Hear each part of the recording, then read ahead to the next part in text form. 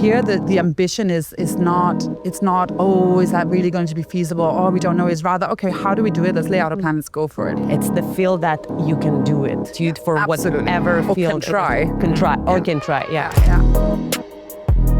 Today we have a super fun guest with us. Someone who's been shaping downtown design. Someone who has a lot of insights on the platform, design, art, so much more. Mette Degn-Christensen. Yes. Welcome, Mette. Thank you so much for joining us today. Thank you for having me. What was it that took you guys and made you decide that you wanted to create one of the largest design platforms that we have in the region? Well, I think what's important is to remember that it didn't happen. We didn't sit around a table and go, let's create the biggest platform. Like, I think things sort of unfold along the way, right? What do you feel like was missing at that point here? I don't think it's missing, but the UAE didn't have 300 years of design industry. If you think about what's happened in 10 years, we've kind of fast-tracked all of that, so... Hi, Valeria. Hi, Aishat. How are you doing I'm today? great. How are you doing? Good. I will just dive in today. We have a super fun guest with us. Someone who's been shaping downtown design for quite some time. Someone who has a lot of insights on the platform, design, art, and so much more. Mette Degn-Christensen. Yes. Welcome, Mette. Thank you so much for joining us today. Thank you for having me. For those who know about downtown but don't know about you in particular, how did you end up in the region? How did you end up in this industry? Wow, okay, we're starting with the big question. It's quite a long story. I'll try to keep it short. I ended up in the industry about almost 20 years ago. I studied business, stumbled a little bit into fashion when I lived in London and then in Paris. And I ended up in a PR agency and then kind of worked my way up over the next 10 years within design, interior design, and essentially was the only foreigner in the agency in a French company. And ended up basically building an international department that specialized in global, I think across 84 countries, developing brands, designers, and interior designers' portfolios, licenses, book deals, etc. globally. So essentially I was traveling all the time, and half of my job was to go to design weeks and special programs to see how designers or any of our type of clients could enhance their profiles through sort of third-party content. Long story short, ended up in Dubai to check it out at one point. It was actually my mom's birthday. Like all of us. I came here for Design Week in 2016. And I remember thinking, I think I'd been here a few times for some specific projects, but didn't really stay more than 1 or 2 days because it was just a work trip. And then for that trip, it was my mom's birthday, and I'd asked her to come out so she could hang out by the pool while I was working. And I just remember being surprised by the kind of talent and potential that I saw. And then what basically went on to bug me for the next 6 months is, why is no one else talking about this? In terms of in my industry and going to Hong Kong and Singapore and the US a lot. And I remember specifically the Tanween program. When I saw that exhibition, I remember thinking I didn't know there was this kind of stuff coming out of not so much the region but of Dubai. And it kind of got me thinking about what could we do to make this more known globally through brand partnerships, through a different type of visibility. And long story short, 6 months later, I reached out to someone who introduced me to my now boss. And then things went very quickly. And I moved here for the job. Oh, wow. And started on the day I arrived. Could you tell us a little bit more about your background? Like, what did you study? You're from Denmark, right? So I'm from Denmark, yeah. Come from Aarhus. From Aarhus, which is the second biggest city in Denmark, which makes it sound bigger when I say that, but it's still a very small, charming city. I left Denmark when I finished college, business college, thinking, let me just do a year in London. And that's about 21 years ago. Wow. Then I ended up in a, what do we even call this? It was sort of a year abroad, if you will, but that was work experience based, where you would then continue on your business degree. But quite quickly got promoted out of what it was supposed to leave me in when I was finished. So it didn't really make sense to actually continue. And I stayed another year, ended up joining a French company, and then thought, as you do when you're 21, why not live in France? I don't speak French. Yeah, why not? So I packed all my stuff at some point, went across the bay, moved to Paris on the Eurostar, and thought I'll do this for a year and then I guess I'll go back at some point. And I ended up there for 7 years, moving back to London, and then I've been here for almost 10 years now. So kind of the answer is life unfolded and I just kind of worked my way through it. I feel like a lot of people back then didn't know much about the region anyways, right? It's like exactly what you said. We all came and it wasn't so much promoted, like you said, the talent abroad. What do you feel like was missing at that point here? Is that awareness abroad that was missing? I think there's a multitude of things, and then maybe a multitude of things on specific elements. Like we're talking about visibility. There would be visibility on other things, maybe as a tourist destination or some innovational aspects, entertainment. But when we're talking about craftsmanship or actually at design the time, I remember design. My first couple of years here, I just remember the amount of time I would spend having to explain what design is if it isn't fashion or graphic design. It was just not a generally sort of seen as necessity. Art would have been understood culturally for a long time, fashion as well, but design would be like, oh, well, why would we need to sort of think about that? And so anyway, I think, sorry, let me take a step back. You're asking what is missing. I think first of all, I don't think it's missing, but the UAE didn't have 300 years of design industry. You know, if we look at something like other design fairs in Europe, they have literally been running before this was the UAE. So there is a backland, if you will, of infrastructure that wasn't already created for that design scene. That said, I think if you think about what's happened in 10 years, we've kind of fast-tracked all of that. So one can only speculate where it's going to go. But I think what was missing at the time, which kind of is what excited me and got me very passionate about the UAE and Dubai, is that here the ambition is not, oh, is that really going to be feasible? Oh, we don't know. It's rather, okay, how do we do it? Let's lay out a plan, let's go for it. Whether we're talking about roads or, you know, any types of infrastructure. Funny enough, you're not the first person who says that. Yeah. I think that's what kind of connects all of us, because we had a few guests before you and they were saying exactly the same. It's the feel that you can do it. Yeah. It's that like can-do attitude for absolutely. Whatever field or can try. Can try. Or can try, So I think from that perspective, that missing, had maybe not created the platform as yet, but what I saw when I came here was kind of clearly mapped out how I think I would have gone about it if I was part of it. So, yeah. So how do a region build its own identity? If only there was a rule book, right? If only there was a handbook for every region that applies to their circumstances. If so, I don't think we would sit here speculating. But I think, isn't it, from my perspective, a lot of it is about honest soul searching. It is about really, like in a business, being real about what you have and what you don't have, what you know how to do, what you don't know how to do, and then literally lay out a strategy of how to get where you would like to go. That's how I would go about it for any region or any country. It's about your assets, where you're trying to go, and whether that's something you can accommodate or you would want to outsource, right? Right. It sounds boring and technical when I say it that way, but essentially it's... I mean, as we already mentioned, we've gone so far. I haven't been here for the 50 years of the evolution of the country, but the parts that I've been here, you know, coming here, starting, and the client literally doesn't know anything about art. And me coming from Italy, you know, had a master in art history, and I wanted to tell everyone about the importance of art, you know. So we definitely have come a very, very long way.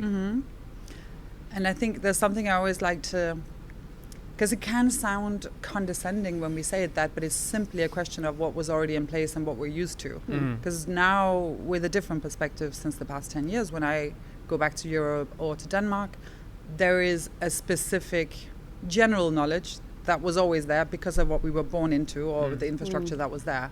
But what I think you see in this region is a sophistication and a curiosity that maybe in countries that always had some of those things, maybe we're spoiled and not curious enough. And again, back to the ambition and the keenness, there is a curiosity that drives things here. And I think that's what really pushes things forward too. How come what was it that took you guys and made you decide that you wanted to create one of the largest design platforms that we have in the region? Like, what was the key element that said this is what's what we need here? Well, I think what's important is to remember that it didn't happen. We didn't sit around a table and go, let's create the biggest platform. Like, how can we? I think things sort of unfold along the way, right? And then bad things happen, like crisis, like COVID, or that makes everyone rethink, and then you get creative, and it makes exactly. And so you go, wait a minute, this would be a great thing to do, and we should maybe have more of that because we don't currently have what we need to support. And to be honest, every year, if I think back the past 10 years, every year there's been a new kind of idea, probably a ton of ideas, and we don't go ahead with everything, but that's kind of how we've evolved through since the foundation of Art Dubai, which was the Golf Art Fair at the time. And I think it's an entrepreneurial spirit that absolutely anyone who knows our company is very much rooted in most of our team. But again, I think it's very Dubai to have this entrepreneurial go-get. What do you think we are missing? I see that we stepped up so much in every sense, but what do you think we are still lacking to get us to the next level? Oof. Okay. It's a difficult one. Without giving away all my secrets. Yeah, please don't. No, it's not that highbrow. I was actually having a conversation about this earlier today because it's always been something. Before looking after downtown design, I was heading up Dubai Design Week until we sort of swapped around, which my colleague Natasha looks after now. But it was always at the time, again over the past 10 years, looking at what are we missing.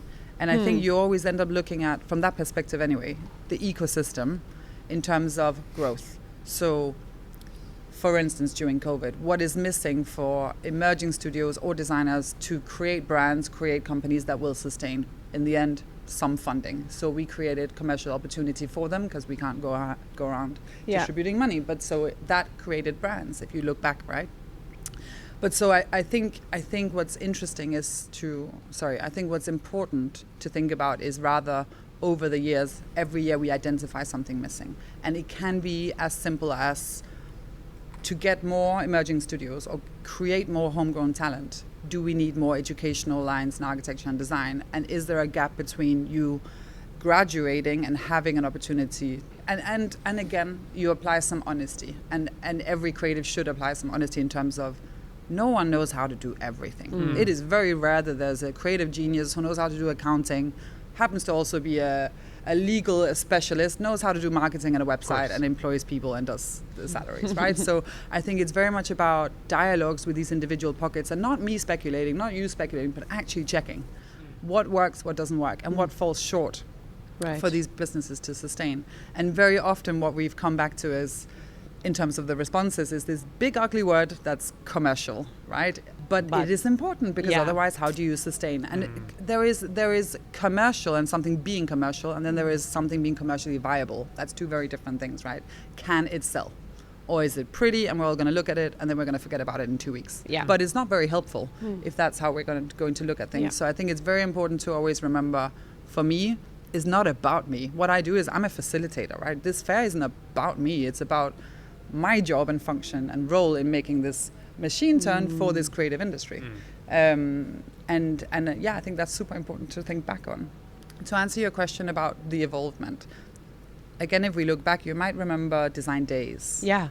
So Design Days was a model that came along actually the same year as Downtown Design, a couple of years before Dubai Design Week, that focused on collectible design, limited edition, bespoke design, but really more from a gallery model as opposed to from a brand participation model.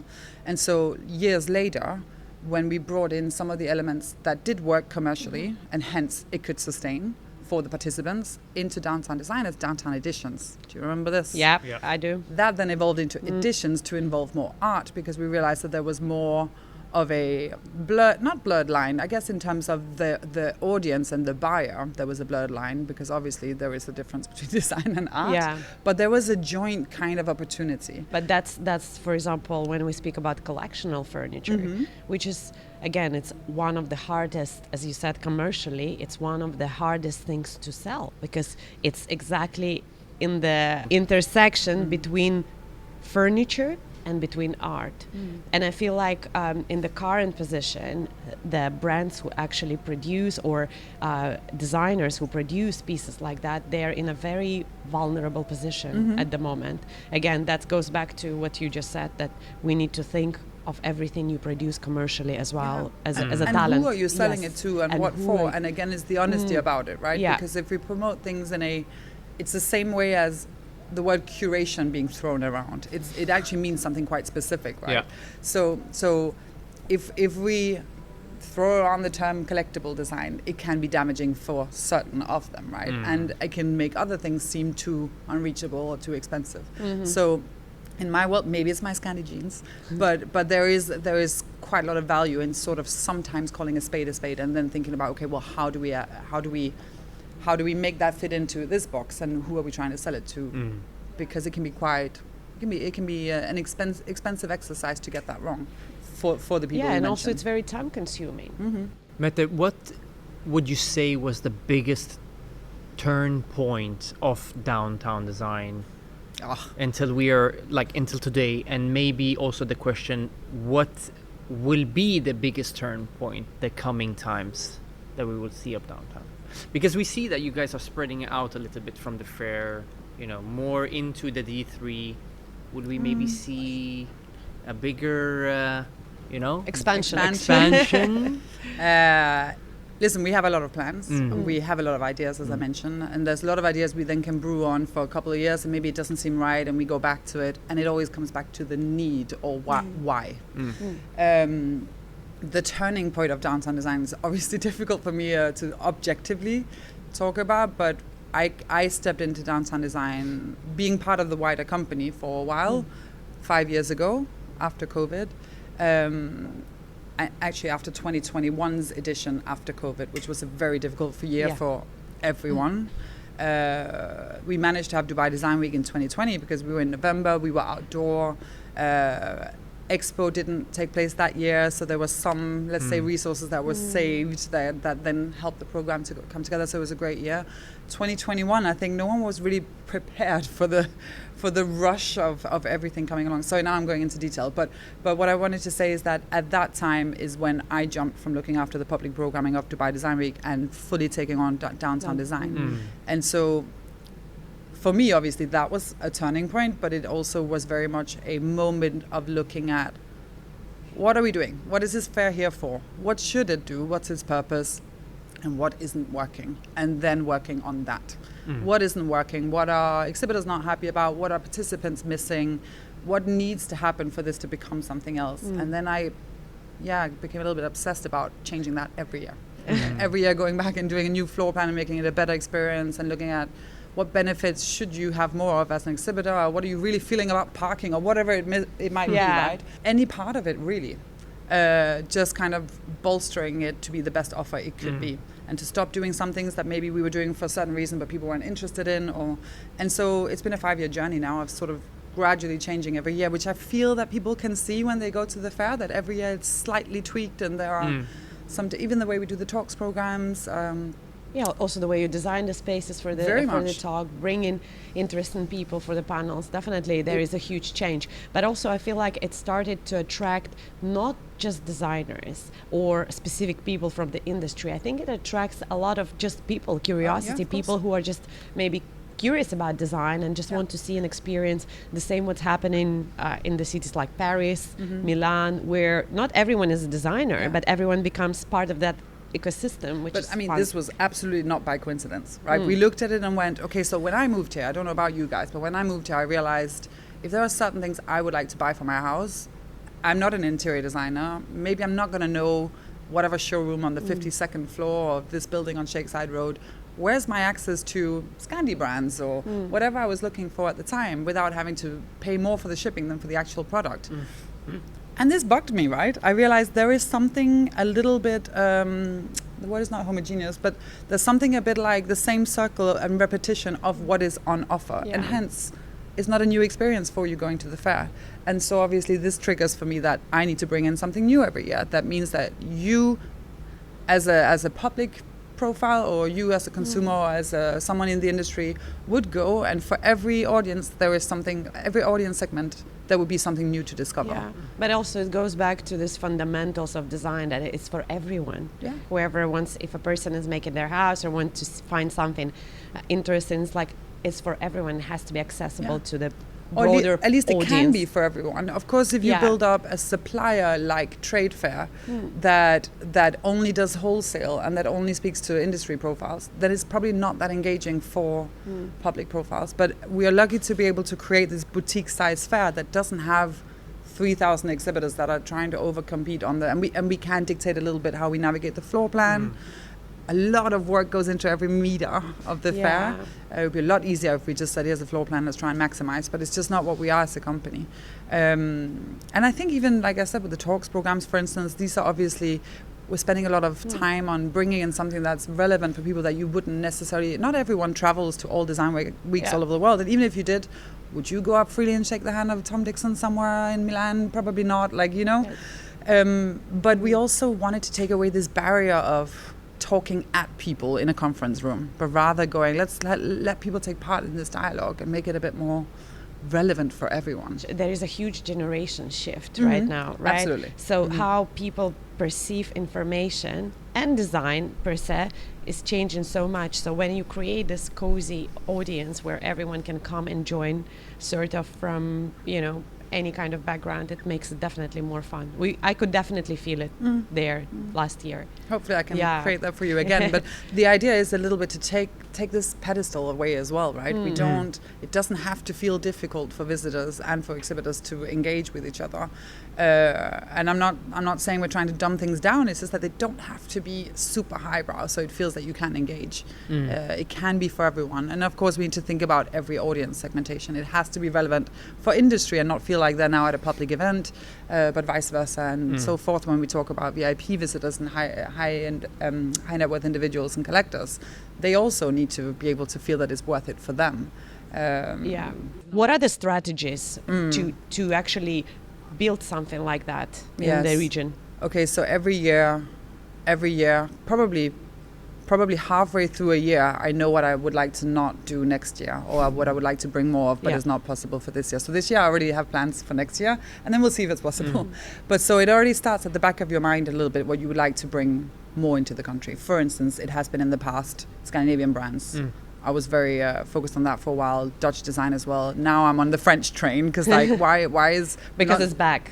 It's and there is so much, but it's just not really penetrating the market. So anyway, I always have these little sort of, I almost want to call them hobbies, these little things that bug me we need to do something about. But so in terms of the participation, that means that there is an active outreach from my side of going, hey, you guys would do well in this region, or I think we need more of that, but we don't have that access. And it goes as far as to go to the CEOs of some of those companies, to the embassies, to the trade councils, and go, guys, do you realize there's business to be had and you could do well, but also we need more of you or more of what you do, whether it's craft or it's a specific nationality or whatever it may be. However, when to really sort of concretely reply to your question, when we look at applications to the fair, we look at obviously how much space do you need, right? Is this like how long is a piece of string? Product. What how are you much looking money to you're putting on the showcase? table? Yeah, but also no, but of course, but more so, how big is it? How long is a piece of string, right? Because sometimes you can have very long conversations, and they go, yeah, this will take 6 square meters, and then all of your good ideas are out the window because you thought it was something else. So it's always an indication of space, of scale, let's just say. Then it's requirements. Which can be physical requirements in terms of a showcase. Then is what are you showing and how do you intend to showcase it? And as I said, what is it, down to market position, pricing as well. And then the third part, which is when we finalize, even so people book a space and then we finalize where they will be located, this is really about the physical showcase. And for that we look at the color of the wall.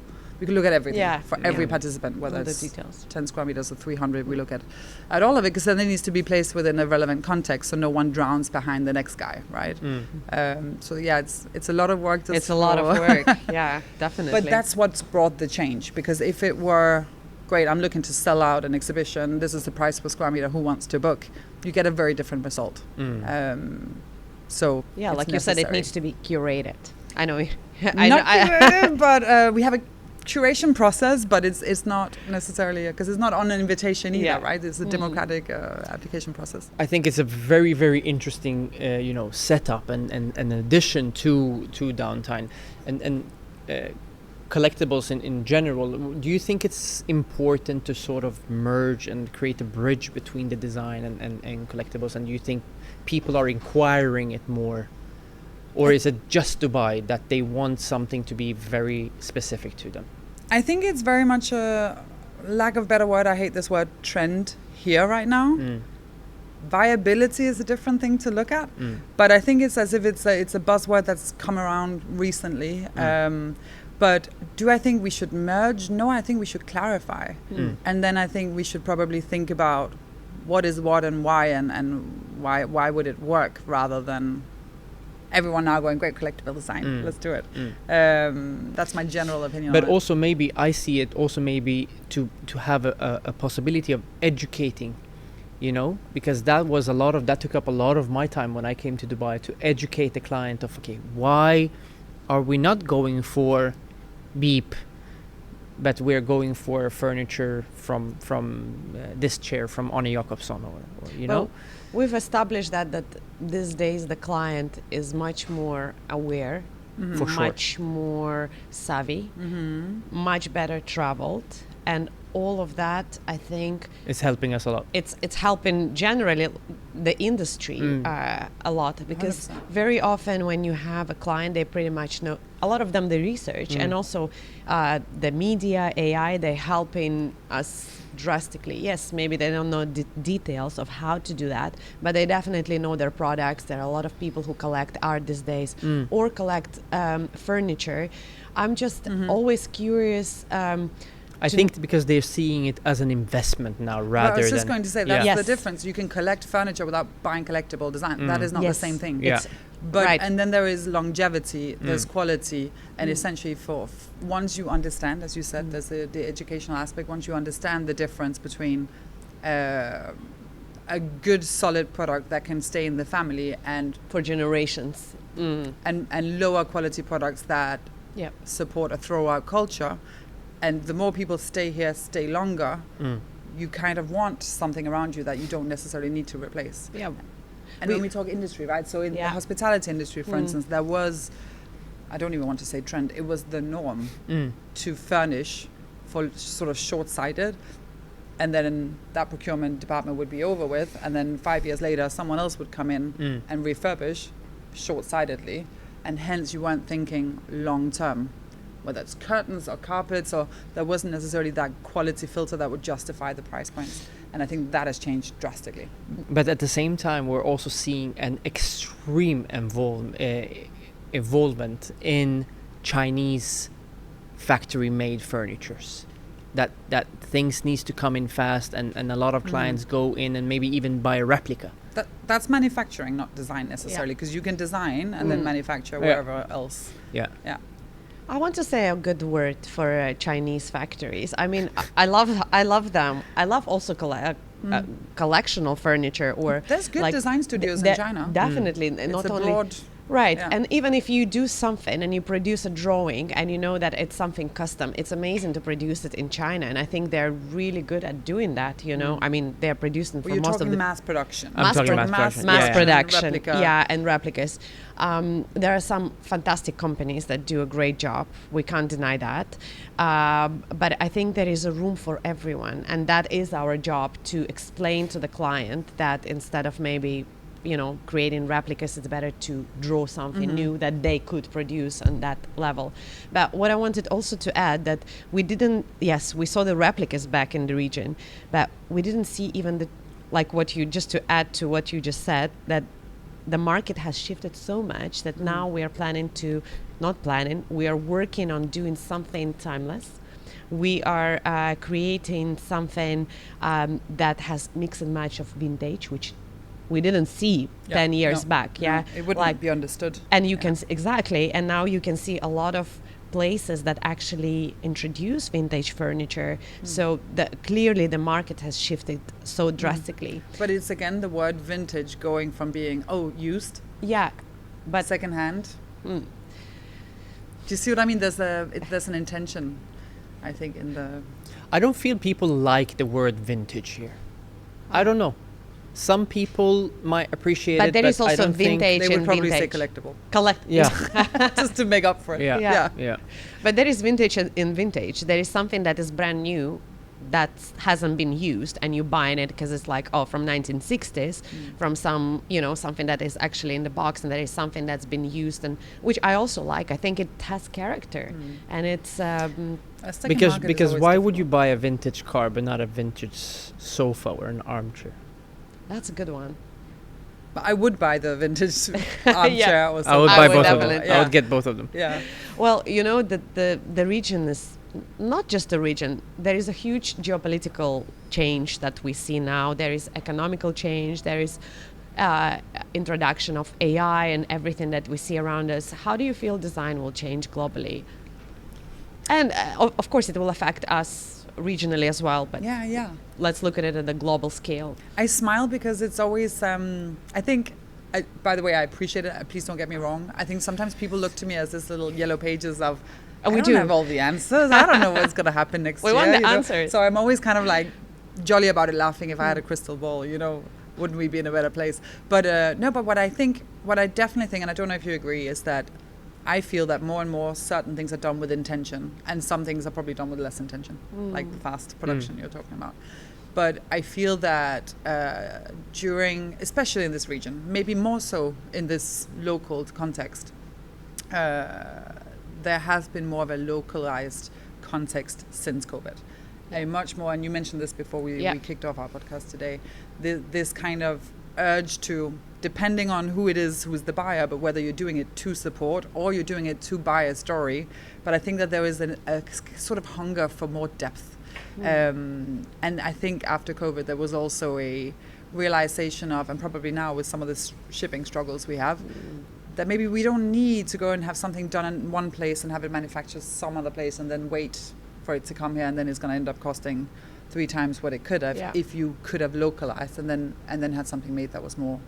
Yeah, I also feel like we've been underestimated for a very long time. So now it's like finally coming out that, there is so much potential and there is so much talent, like what we said so many times. That's I don't know about you guys, but are you not starting to see, I don't want to name names, but are you not starting to see a little bit some influence from here on global sort of designers? We do. 100%. I mean, I saw something recently where I was like, oh, well, I know read where something that comes from. It used to be more in fashion, but now we can clearly see it in design.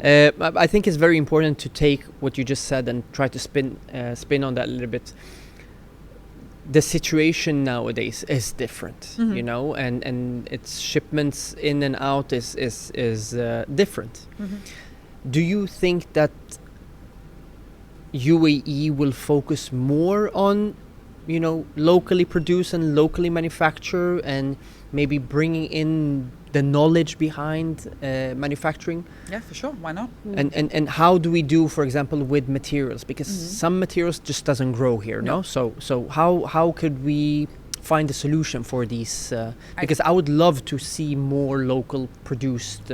Bring out your yellow pages now. All right. Well, this one I'm ready for. This is one I think Al Mula is doing an amazing job in what he's doing. So he's such an inspiration for this topic. Agreed. Totally agree. And I actually remember, now you mentioned, you bring him up, I was just talking to someone else this morning about something he said to me a couple of years ago about how what we're doing today, or the way we're designing or sourcing, isn't necessarily original. What they did 50 years ago, 100 years ago, they did for a reason with what they had at the time, and we're probably looking at the same things and reinventing the wheels, but actually we don't have to reinvent it. We can just look at how do we apply the tools that we have today to solve the same problem, if we have the same problem. Do you see what I mean? And I actually think that's a good way of looking at heritage and tradition when designing. The design is essentially solving a problem or it's solution based. That's true. Materiality and manufacturing locally. I think manufacturing, a lot is happening. There's a lot of companies that are setting up, not necessarily Dubai itself, but companies that have been here for a long time that are invested in this place or see the ambition and the possibility that is setting up facilities. So I would say in the past 3 to not even 5, but certainly 3 years, that there a lot has changed in what is actually possible here in terms of manufacturing. Materials, however, as you said, there are just some things that you can't grow here, or that you couldn't grow in a sustainable way, or a price point that makes sense. But I think that I'm trying to think about another substitute for, if you compare to other sort of very dynamic markets, I think that the UAE and the regional market is very fast, dynamic, fast-paced, very dynamic in finding material substitutes. Do you not think? If you think about in the past 2 to 5 years, the amount of material exploration and sort of proposals that have come out from palm fronds, from date seeds, and very young creatives actually taking that into a business. I think that's very impressive. Yeah, it definitely pushes the creative thinking, you know, when to look around. When you have here? to find a solution, you're like, okay, so let's dig deeper. Yeah, I have a challenge to whoever's listening. I would love to see people use more of the desalination and sand and create more glass and ceramics locally. Because I definitely think we should be able to do that. One of my dreams is to learn to blow glass. Yeah. And you need to hurry because it's an artisanal craft that might. But you might be the last breed. Can someone open me a glass blowing factory here so we could like bring it back to life? Why should someone open it for you? You should do it yourself. You go do it. Yeah, exactly. So open it myself. Do a residency. Go for it. Ambition. Yeah, I actually it's one of my dreams to learn more about it. Yeah. Do you think we're entering into a creative golden era in the Middle East? I think we're in it. We're in it. We're in it. We have been in it. Hopefully it'll keep going. But I also think there's, like I said, a boost and a hunger. Absolutely. I think we've been treated. Okay, what's missing in this era and what do we need to throw out? Well, I could think of a couple of things I could Thank stop. God you didn't say who do we need to throw out. Just what do we need to throw out? I could think of a couple of things that are getting in our way at the moment that would be nice to move on without. Obviously, when business is good, creativity can thrive, as well as when we have challenges and when we have crisis situation. Solution-based creativity can thrive. I think it's a bit of a magic balance, and we're probably in between the two at the moment. So I would say what we would, knock on wood, need is for the industry to keep churning, projects to keep happening, right, and for things to keep obviously selling as well. Yeah. And then I think what we need is to keep having more and more creative talent coming out and daring, so it doesn't become stagnant. And what's going?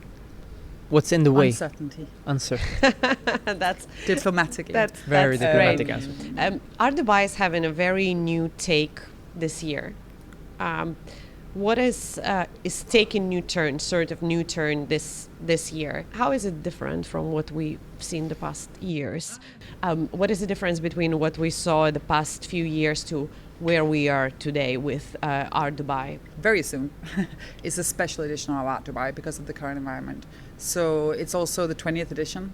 So it's something that, again, I don't want to speak on behalf of the team, my colleagues at Art Dubai, but I know that they've been working tirelessly to sort of stage something really special, and then now to do a reformatted special edition. Yeah, and I feel it's a good timing to do something special. I feel so too. Again, it's difficult because I'm in the office with everyone every day, but my feeling with everyone else is that there is actually goes back to your previous question about what do we need to get rid of is I think there's an attitude change sometimes when things occur, and I think at the moment we're in a good attitude of supporting each other. We're proud of the UAE. Yes. We're super proud of Dubai and what we've created, and I think that generates a kindness that promotes good solutions. So I don't think it's also like less judgment, more support. That's exactly where I was trying to go, because there's judgment that's helpful, and constructive criticism, and then there's frowning.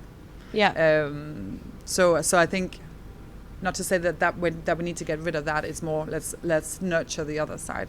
And so to Art Dubai, I think it'll be much more of a programming, engaging kind of like culmination and gathering, getting everyone together. That's what I look forward to, and probably a bit less your traditional gallery format Art Dubai. I think they're focusing more on community. Yeah, it's a bit of a mix of the two. Yeah, beautiful. I love where the whole art scene is going. I want to know, will downtown design, I'm not going to compare it to Salon del Mobile, but Is the aim to grow as big as No. Salone? No. I can say that flat out, no. Okay. We have, like I said earlier, I tried to get away from that question, but you brought it back. We have ideas of expansion, we have ideas of growth that we're super excited about, and let's see what we do when. But the idea is never to create a super-sized fair. I think what our sort of special remedy on what we do is that we're extremely hands-on. I personally speak to every single exhibitor. I do the talks program. We're very involved in every centimeter. It is not a huge commercial team that sits there and plan out a massive trade fair. And I think that is a little bit our special sauce, this kind of white glove sort of delivery. And I don't think that you can, I mean you can, but it's a very different exercise to do that at that scale. I think what's special about the boutique size fair that we have of downtown design is that there is a bit of the relevant things for everyone rather than a mass of everything. And that would completely change the experience. It would completely change the experience. If you went to the fair and everyone had 1,000 square meters and they built whatever they would like within that and you have to queue for it and there's 3,000 exhibitors, it's a different fair. So it's similar in the way that essentially it's a fair for commercial opportunity. It is a B2B and B2C fair, but it's absolutely not that wholesale focused supplier show. And it wouldn't make sense for us to try and do that. Which I do like about, that's exactly what I like about it. It doesn't have to scale up, you know. It's very nice that it has a very, I know you don't like that word, but very like a small curated boutique approach to that, and then you can just slowly add up to this something more every year, something different, and just, you know, add the touch it up. I call it it's an edited fair. We edit everything, and most of our exhibitors will testament to the fact that we do go over everyone's designs. We ask them to change where the walls are. We know where the neighbors are placed and what they are doing, and it has to feel coherent. And every year we try and do better. You can't control everything. No, you can't. We can try, and I certainly do try. But we look at the color of the wall, the price points, who's next to who, and how does it make sense if you assume that a visitor may not know brands from each other. No one should look like the expensive one or the cheap one. They should all look like they make sense within their own category. Is there something that you or someone or a company, something you would like to do, collaborate for downtown design, something that maybe in the making in the upcoming years? There's a couple of things that I've always, my colleagues will know, I talk about this all the time. I've been obsessed with, I really want to do a hydration station, like a water bar feature that focuses on wellness. It's something that's been, every year I've been cooking on this. Let's see if it happens. And if it happens this year we'll talk after the show. We want to hear all the secrets. After each episode, the previous guest will ask the upcoming guest the next question. And the question that was given to you was, if you had to write your own autobiography, what would be the one event that defined the direction of your life? Does this person know who they're asking? No, they don't know. Not that it makes a difference. Okay, so again, choosing one thing. I think I would have to think of it from me as a person, me as a professional, and then like a private journey thing. So, because there's no way I can choose one thing. Luckily, I've had an eventful life.